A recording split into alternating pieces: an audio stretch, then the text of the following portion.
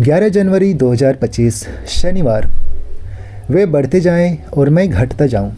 पहला पाठ, पहला यूहन्ना अध्याय 5 पद संख्या 14 से 21।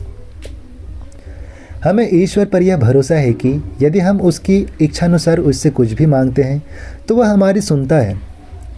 यदि हम यह जानते हैं कि हम जो भी मांगे वह हमारी सुनता है, तो हम यह भी जानते हैं कि हमने जो कुछ मांगा वह हमें मिल गया है।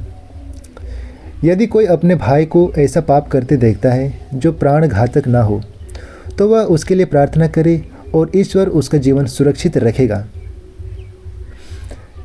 यह उन लोगों पर लागू है जिनका पाप प्राण घातक नहीं है, क्योंकि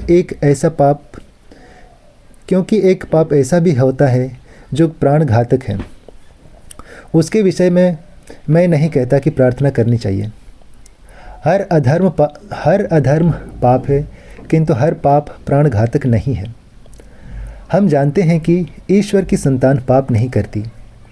ईश्वर का पुत्र उसकी रक्षा करता और वह दुष्ट के वंश में नहीं आती। हम जानते हैं कि हम ईश्वर के हैं, जबकि समस्त संसार दुष्ट के वश में है। हम जानते हैं कि ईश्वर का पुत्र आया है और उसने हमें सच्चे ईश्वर को पहचानने का विवेक दिया है। हम सच्चे ईश्वर में निवास करते हैं क्योंकि हम उसके पुत्र ईसा मसीह में निवास करते हैं।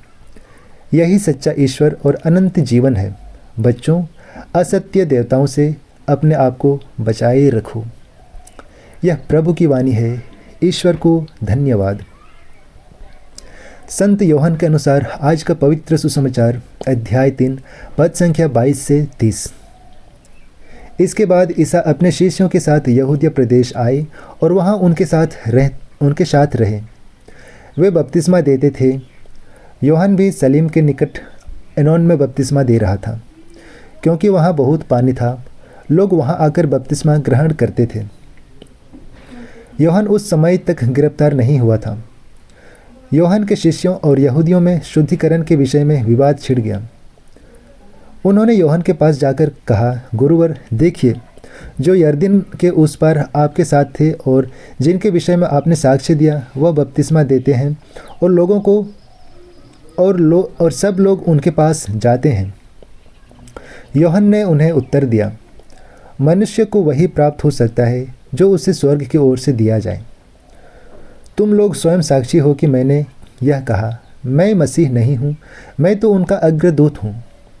वधू वर की ही होती है, परंतु वर का मित्र जो साथ रहकर वर को सुनता है, उनकी वाणी पर आनंदित हो उठता है।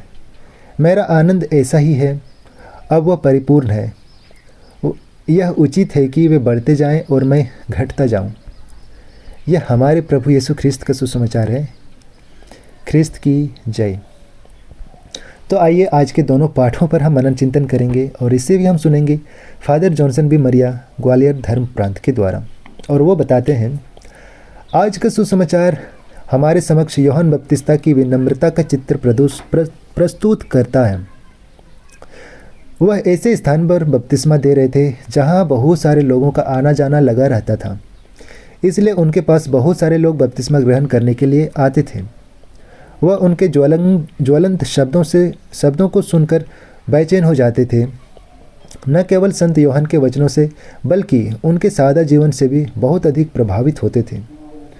वह जो प्रवचन देते थे उसका अपने जीवन में पालन भी करते थे, इसलिए बहुत सारे लोग उनके वचन सुनने के लिए उमड़ पड़ते थे। उनके भी अनेक शिष्य थे और कुछ लोगों ने तो उन्हें गुरुवर कहकर पुकारना भी शुरू कर दिया था। किसी भी व्यक्ति को इतना सम्मान और उपलब्धि मिलने के बाद उसके मन में घमंड और अहंकार का जन्म लेना स्वाभाविक है, जो बाद में घृणा एवं ईर्ष्या जैसे नकारात्मक भावनाओं को जन्म देते हैं।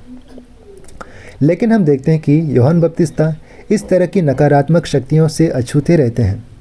उन्हें अपनी वास्तविक पहचान मालूम है। लोग उन्हें जैसा चाहें, जैसा भी बुलाएं या कैसा भी सम्मान दें, उन्हें यह अच्छी तरह मालूम था कि वह केवल ईश्वर के मेमने की ओर इंगित करने वाले चिन्ह मात्र हैं। लोग चिन्ह अथवा संकेत को ही अपनी मंजिल ना समझें, इसलिए वह उन्हें याद दिलाते हैं कि मैं मसीह नहीं हूँ, लेकिन उनके आगे भेजा हुआ दूत हूँ। वह बढ़ते जाएं और मैं घटता जाऊं? क्या मैं स्वयं के सम्मान के लिए कार्य करता हूं या ईश्वर की महिमा के लिए? क्या मैं चाहता हूं कि मुझ में और मेरे परिवार में ईश्वर बढ़ते जाएं